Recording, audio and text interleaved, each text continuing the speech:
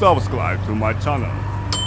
Hai guys, kali ni aku try Otai Burger daging special. Okey, stolnya terletak bersebelahan dengan stesen minyak Kuala Selangor. Ini kali yang ketiga aku try Otai Burger. Yalah, kira lipat luar. Bukan kau letak, kau goreng, lepas tu kau letak atas. Tak boleh. Tak telur mata macam tu. Haa. Nak macam tu. Macam McD tu. Ini dia guys, Otai Burger daging special. Wow, tengok macam sedap je. Okey, jom try. Bismillah. Wow.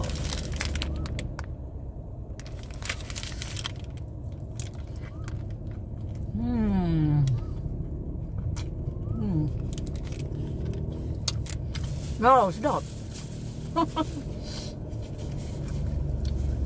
Aku rasa Otai Burger ni lebih sedap dari Burger Ramly ya. Dan lebih sedap daripada Burger McD. Sedap gila.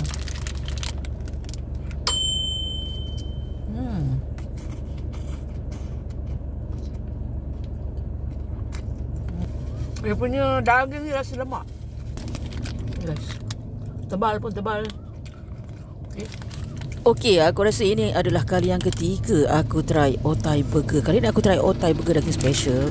Apa yang aku suka Otai Burger ni adalah rasa dia ada kelainan sikit daripada Burger Ramly dan juga Burger McDonald. Dia punya dagingnya tebal, kemudian dia punya sosnya tu pun rasa lain sikit daripada sos Burger Ramly.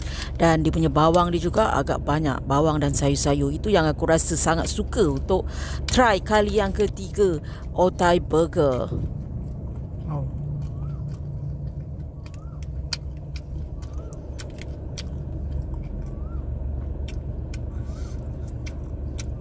Lebih mantap daripada Burger McDonald guys.